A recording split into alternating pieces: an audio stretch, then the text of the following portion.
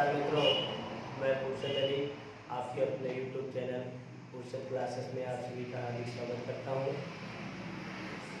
मित्रों, संस्कृत विषय आप लोगों को पिछले 3 दिनों से पढ़ाया जा रहा है। यूपी बोर्ड कक्षा 10 हिंदी विषय लगभग 50% आप लोगों की सहायता से, आप लोगों के प्यार और स्नेह से हिंदी विषय जो है 50% लगभग खत्म कर दिया हूँ। और बाकी परीक्षा के दृष्टिकोण से जो पाठों का संकलन है, व्याकरण का संकलन है, जल्द से जल्द आप लोगों को देने का मैं प्रयास कर रहा हूँ। इसी बीच में कुछ छात्रों का, कुछ विद्यार्थियों का यह कमेंट आया, कुछ विद्यार्थियों ने यह कहा फोन करके कि आप संस्कृत विषय को भी ध्यान दीजिए, थोड़ा आप लोगों का बहुत वीकनेस प्रदर्शन है इसमें। तो मैंने सोचा कि अगर 10-20 मिनट का समय निकाल करके किसी का अगर उद्धार किया जा सकता है तो आइए संस्कृत विषय पर भी ध्यान किया जाए। तो काफ़ी मंत्रणा करने के बाद, गुरुजनों के आशीर्वाद से और आप लोगों के बताए गए बातों से ध्यान में रखते हुए मैंने संस्कृत विषय में पढ़ाने का जिम्मा उठाया है। और पिछले 3 दिनों से मैं आप लोगों को एक ही वीडियो संस्कृत का देने का प्रयास कर रहा हूँ। हालांकि अभी ध्यान दीजिएगा, केवल कक्षा 10 के विद्यार्थियों को ही पढ़ाने का प्रयास कर रहा हूँ। बहुत जल्द ही इंटर के विद्यार्थियों के लिए भी संस्कृत का संकलन लेकर के मैं और मेरे गुरुजी अजीत सर आने वाले हैं आप लोगों के समक्ष। खैर, जब तक इंटर की परीक्षा को ध्यानाकर्षित करते हुए उस पर कुछ मंत्रणा या विचार किया जाए पढ़ाने के लिए, तब तक हम लोग कक्षा 10 के जितने भी विद्यार्थी हैं उनको संस्कृत विषय से रूबरू कराने का प्रयास कर रहे हैं, ताकि जल्द से जल्द वे परीक्षा में अपने आप को संस्कृत विषय के प्रति उतनी ही श्रद्धा और भक्ति से देखें जितना अन्य विषयों के संकलन को लेकर के वे परीक्षा देने के मूड में हैं। मैं ये चाह रहा हूँ कि जैसे 5 विषय लेकर के विद्यार्थी किसी दिक्कत में नहीं होते, लेकिन छठा विषय जैसे ही संस्कृत और कंप्यूटर का बात आता है तो 75% विद्यार्थी ऐसे होते हैं जो कि संस्कृत को ध्यान में न रख करके, संस्कृत को एक जटिल और कठिन भाषा जान करके उसे छोड़ करके वे कंप्यूटर एवं कला ले लेते हैं। लेकिन कुछ विद्यार्थी ऐसे भी होते हैं 25% के रूप में, जो कि केवल अपनी संस्कृत ही ले लेते हैं, या भूलवश गलतीवश उनका संस्कृत हो जाता है, या मजबूरी में ले लेते हैं चलो संस्कृत हिंदी की तरह लिख देंगे, लेकिन बाद में उनको समस्या होती है, परेशानियों का सामना करना पड़ता है। पर फिर भी ऐसे विद्यार्थी जो हैं 25%, उनके लिए कोई भी दिक्कत, कोई समस्या का समाधान जो है कि समस्या का सामना नहीं करना पड़ेगा। पूरा प्रयास और पूरी लगन के साथ पढ़ाने का मैं प्रयास करूंगा, ताकि आप लोगों को एक सही दिशा और सही मोड़ में ले जा करके अन्य विषयों की तरह ही इस विषय में भी आपके 95 नंबर के ऊपर आए, इसी उम्मीद और इसी विश्वास के साथ आइए। कविकुल गुरु कालिदास नामक पाठ संस्कृत गद्य भारती कक्षा 10 में पढ़ाया जा रहा है और 3 पैराग्राफ हम लोग पढ़ चुके हैं।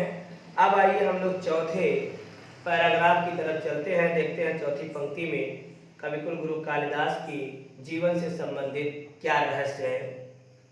देखिए, लिखा है, कालिदासस्य नव उन्मेष शालिन्या प्रज्ञाया उन्मीलनम तस्य कृतिषु न अस्तीति कस्यचित् सुधेयः परोक्षम संस्कृत काव्यस्य विविधेषु प्रमुख प्रकारेषु स्वकौशलम प्रदर्शय।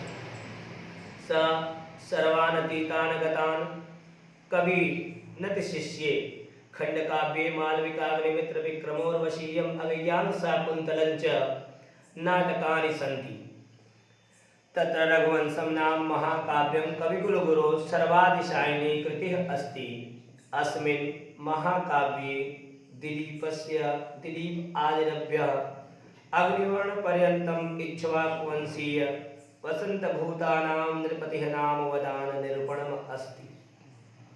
ये पैराग्राफ ध्यान दीजिएगा, सन 2020 की परीक्षा में जो है कि यहाँ पर जब मॉडल पेपर बनाया गया था तो इस पैराग्राफ को कम से कम 3-4 बार रखा गया था, क्योंकि ये परीक्षा के दृष्टिकोण से पैराग्राफ इम्पोर्टेंट है। तो आइए इसका संदर्भ पहले हम लोग जानते हैं, संदर्भ हम लोगों को कैसे लिखना है। तो संदर्भ में मैंने आपको कई बार बताया, आ जाइए फिर से बता देते हैं कि प्रस्तुत संस्कृत गद्यांश हमारे पाठ्य पुस्तक संस्कृत गद्य भारती में वर्णित कविकुल गुरु कालिदास नामक पाठ से उद्धृत है। ध्यान दीजिएगा, इतना केवल 2 लाइन लिखिए और एकदम झक्कास 2 नंबर पाइए। केवल और केवल 2 लाइन का संदर्भ लिखना है और आप 2 नंबर पाएंगे। ध्यान दीजिएगा, जब इसका व्याख्या पूछा जाता है तो संदर्भ प्लस व्याख्या पूछा जाता है या अनुवाद कर देता है। तो संदर्भ के साथ साथ अनुवाद लिखना होता है। अनुवाद का 5 नंबर और संदर्भ का 2 नंबर, तो 5 तो 7 नंबर। आइए देखते हैं, लिखा है कालिदासस्य नव उन्मेष शालिन्या। कालिदास की नव मतलब नवीन, उन्मेष माने विकास। विकास का मतलब क्या होता है? अग्रसरित होना, विकसित होना। तो कालिदास की नवीन और विकास से युक्त प्रज्ञा माने होता है प्रतिभा, योग्यता, टैलेंट। कहा जा रहा है कालिदास की नवीन विकास से युक्त प्रतिभा अर्थात ज्ञान का कौशल, बुद्धि का कौशल से उन्मीलन माने उद्घाटन। कालिदास की नई विकास युक्त प्रतिभा का, कालिदास की नई ध्यान दीजिएगा, नव उन्मेष शालिन्या माने नई विकास से युक्त, नव उन्मेष शालिन्या मतलब विकास से युक्त। कालिदास की नवीन, नव उन्मेष शालिन्या मतलब नवीन नई विकास से युक्त प्रतिभा का आगे नीचे लिखा है उन्मीलनम मतलब उद्घाटन। तस्य कृतिषु उनकी रचनाओं में नास्तीति नहीं है।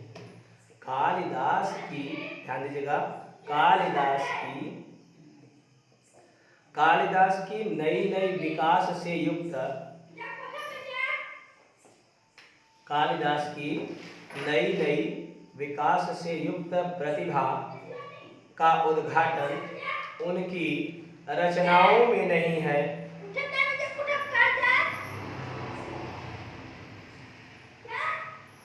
उनकी रचनाओं में नहीं है। आगे देखिए लिखा है कस्यचित् सुधियम परोक्षम, ऐसा किसी, देखिए लिखा है ना, कस्यचित् सुधियम परोक्षम, ऐसा किसी विद्वान का परोक्ष कथन है। फिर से देखिएगा, बहुत सस्ता है।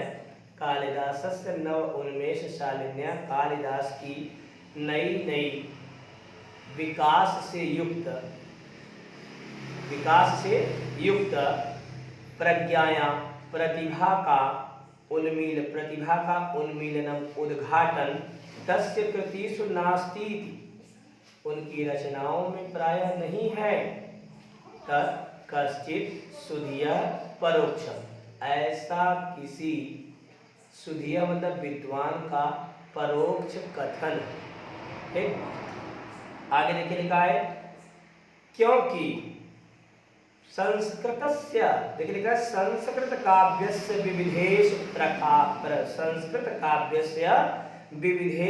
प्रखर प्रकारेषु, संस्कृत काव्य के विविधेश मतलब अनेक प्रमुख प्रकारों में, संस्कृत काव्य के अनेक प्रमुख प्रकारों में स्वकौशलम, स्व मतलब अपने, कौशलम माने कौशल को, स्वकौशलम मतलब अपने कौशल को दिखाकर, देखिएगा स्वकौशलम प्रदर्श, अपने कौशल को दिखा करके उन्होंने अपने कौशल को दिखा करके उन्होंने सर्वातीत, देखिएगा सर्व अतीत, सर्वान अतीत और आगतान, अतीत मतलब पहले के और आगतान माने आने वाले, अतीत मतलब भूत, आगतान मतलब भविष्य। तो बताया जा रहा है कि स्वकौशलम अपनी रचनाओं में अपना कौशल दिखा करके, अपनी योग्यता दिखा करके, अपना टैलेंट दिखा करके, स मतलब वे, सर्वान लिखा है कि सर्वान माने सभी, वे सभी के, अर्थात वे अतीत मतलब अतीत, और आगतान माने भविष्य के, सर्वान माने सभी, सभी वे अतीत के और भविष्य के सभी कवियों में अतिशिष्य, अर्थात वे सभी कवियों में क्या है, अतिशिष्य मतलब श्रेष्ठ है। एक बार फिर से समझिएगा, बताया जा रहा है कि कविकुल गुरु कालिदास की नवीन मतलब नई नई विकास से युक्त प्रतिभा का उद्घाटन उनकी रचनाओं में नहीं है। नई नई विकास से युक्त प्रतिभा का उद्घाटन उनकी रचनाओं में, उनकी तो कोई किसी विद्वान का यह परोक्ष कथन है, विरुद्ध कथन है कि इस किसी विद्वान का यह विरुद्ध कथन है कि कालिदास अपनी रचनाओं में नई नई प्रतिभाओं का उद्घाटन नहीं किए हुए हैं। ठीक, ऐसा किसी विद्वान का परोक्ष कथन है, क्योंकि संस्कृत काव्य के अनेक प्रकारों में अपना कौशल दिखाकर, अब आगे बताया जा रहा है, क्योंकि संस्कृत काव्य के अनेक प्रकारों में अपना जब वो कौशल दिखाए तो उनके कौशल से बताया जा रहा है कि अतीत के जितने भी कवि थे वे और भविष्य के जितने भी कवि हैं वे दोनों में वे और उनकी रचनाएं श्रेष्ठ ही हैं। आगे देखिए लिखा है, रघुवंशम कुमार संभवं च तस्य महाकाव्यद्वयम्, महाकवि कालिदास का रघुवंशम और कुमार संभव ये दो महाकाव्य हैं। मेघदूतम ऋतुसंहारश्च खंड काव्य, मेघदूत और ऋतुसंहार ये दोनों खंड काव्य हैं। मालविकाग्निमित्र, विक्रमोर्वशीयम और अभिज्ञान शाकुंतलम ये 3 नाटक हैं। कालिदास की रचनाओं में 7 रचनाओं का संकलन बड़ा ही दमदार और बड़ा ही महत्वपूर्ण है। 2 महाकाव्य रघुवंशम और कुमार संभवम, 2 खंड काव्य ऋतुसंहार और मेघदूत, 3 नाटक कौन कौन, मालविकाग्निमित्रम, विक्रमोर्वशीयम और ध्यान दीजिएगा अभिज्ञान शाकुंतलम। प्रिय मित्रों, मैं आपको एक बात और बताना चाहता हूं, अगर परीक्षा में आ जाएगा, अब तो आप लोगों को पता है यूपी बोर्ड कक्षा 10 का जो विषय है वो परीक्षा प्रणाली थोड़ी सी चेंज हो गई है, बदल गई है। अब प्रारंभिक प्रश्न पत्र में प्रश्न पत्र क और ख में मिलेगा, तो प्रश्न पत्र खंड क में 20 प्रश्नों का संकलन रहेगा जो कि बहुविकल्पी ऑब्जेक्टिव के रूप में रहेगा, वस्तुनिष्ठ प्रश्न के रूप में रहेगा, और 50 नंबर का प्रश्न जो है वो क्या रहेगा, लिखित में रहेगा। तो 20 प्रश्नों का जो संकलन बहुविकल्पी रहेगा, 20 प्रश्नों का संकलन जो बहुविकल्पी रहेगा, इन 20 प्रश्नों के संकलन में ये परीक्षा में प्रश्न आ सकता है कि कालिदास की सबसे पहली रचना कौन है, तो आपको उत्तर देना है कि ऋतुसंहार। और कालिदास की सबसे अंतिम बोले तो लास्ट रचना क्या है, तो आप क्या बताएंगे, अभिज्ञान शाकुंतलम नामक नाटक। ये आपको याद रखना है। एक प्रश्न इससे और बनेगा, कालिदास की सबसे श्रेष्ठ रचना कौन है, सबसे अच्छी रचना कौन है, तो आप क्या बताएंगे, रघुवंशम। और अगर परीक्षा में यह प्रश्न आ गया बहुविकल्पी में कालिदास की सर्वश्रेष्ठ नाट्य रचना कौन है, तब आप अभिज्ञान शाकुंतलम पर टीक करेंगे। ध्यान दीजिएगा, कालिदास की 2 रचनाएं महत्वपूर्ण है। अगर आपसे पूछा जाए कालिदास की सबसे श्रेष्ठ रचना कौन है, तो आप क्या बताएंगे, रघुवंशम। लेकिन अगर पूछा जाए कालिदास की सर्वश्रेष्ठ नाट्य रचना कौन है, तो नाटक के सर्वश्रेष्ठ नाटक अभिज्ञान शाकुंतलम। कालिदासस्य सर्वस्वम अभिज्ञान शाकुंतलम, ये उक्ति है। आगे देखिए लिखा है, तत्र रघुवंशम नाम महाकाव्यम, मिला, तत्र रघुवंशम नाम महाकाव्यम। इन ग्रंथों में से रघुवंश नामक महाकाव्य में देखिए लिखा है, कविकुल गुरु सर्वातिशायिनी कृति अस्ति। ये देखिए ये आ गया, अभी जो बताया था वही आया लाइन कि तत्र उन सभी रचनाओं में रघुवंशम नामक महाकाव्य कालिदास की सबसे श्रेष्ठ और सबसे महत्वपूर्ण रचना है। अस्मिन् महाकाव्ये, इस महाकाव्य में दिलीप आदिरभ्य, इस महाकाव्य में दिलीप से लेकर के, इस महाकाव्य में दिलीप से लेकर के अग्निवर्ण तक की, अग्निवर्ण राजा अग्निवर्ण तक की इक्ष्वाकु वंशीय राजाओं का स्पष्ट रूप से उनकी उदारता, देखिए लिखा है ना कि इक्ष्वाकुवंशीय संभूतानाम, इक्ष्वाकुवंशीय संभूतानाम, इक्ष्वाकुवंशीय राजाओं की श्रेष्ठता, और उनकी देखिए लिखा है नृपति अवदानम, और उन राजाओं की उदारता का बहुत ही अच्छे एवं मनोरम ढंग से निरूपण किया गया है, अर्थात प्रदर्शन किया गया है। इसलिए कालिदास की यह सर्वश्रेष्ठ महाकाव्य रूपी रचना रघुवंशम नामक रचना है। प्रिय मित्रों, ये चौथा पैराग्राफ जो 2020 के प्रश्न संकलन में हम लोगों ने तैयार किया था, ये पाठ के लेवल से सीरियल वाइज चला रहे हैं। आप लोगों को समझ में यह आया होगा। बहुत अच्छी तरह से, बढ़िया ढंग से, मनोरम ढंग से इसको आप लोग रिवीजन करने का प्रयास कीजिएगा। अनुवाद ध्यान दीजिएगा, अगर आप लोगों को आ जाएगा तो निश्चित रूप से आप 7 नंबर का अनुवाद भी सेट कर लेंगे परीक्षा में। और एक बात मैं आपको बता दूं कि 5 नंबर का प्रश्न जो है कि मैं अभी आपको बता दे रहा हूँ कितने नंबर का वह प्रश्न आएगा जो मैं आपको बताने जा रहा हूँ। यह प्रश्न आपका आएगा 4 नंबर का आएगा। प्रश्न संख्या खंड ख में खंड क में वर्णनात्मक प्रश्न के खंड क में जो है प्रश्न नंबर 2 में है। परीक्षा में प्रश्न आ सकता है कि निम्नलिखित पाठों में से किसी एक पाठ का सारांश लिखिए, और उसके लिए आपको कुल 4 नंबर मिलेंगे। अगर आप पाठ का अच्छे से अनुवाद या रिवीजन अच्छे से किए रहेंगे, पाठ को हिंदी में अगर बढ़िया से उसको डिस्क्राइब किए रहेंगे, तो अगर आप हिंदी में भी लिख देंगे इस पाठ को, जितना जानकारी आप ले रहे हैं, जैसे कवि कालिदास का जन्म कहाँ हुआ, कब हुआ, उनके जन्म लेने का क्या वृत्तांत था, वे किस स्थिति में पले बढ़े और कवि के सफर को उन्होंने तय किया, किस किस रचनाओं का संकलन प्रदर्शित किया, उनकी जीवनी बायोडाटा क्या थी, ये सब तमाम प्रकार की बातें अगर आप ध्यानपूर्वक अनुवाद में पढ़े रहेंगे, तो अगर 4-5 लाइन का संस्कृत का अनुवाद करने के लिए देगा तो आपको 7 नंबर वहाँ पे मिलेंगे, पहली बात। दूसरी बात, अगर आपको पूरा संकलन तैयार रहेगा कुछ न कुछ कहानी के माध्यम से, जैसे हम लोग कोई फिल्म देखते हैं तो अगर 3 घंटे का फिल्म हम देख लेंगे ना, तो अचानक उसको दोबारा अगर देखा जाए तो हमें यह पता होता है कि इसके आगे क्या होगा। अरे ये तो मैं जानता हूँ, ये ऐसे होगा, इसके आगे यही होने वाला है। जानते हैं हमें क्यों याद रहता है 3 घंटे का पिक्चर?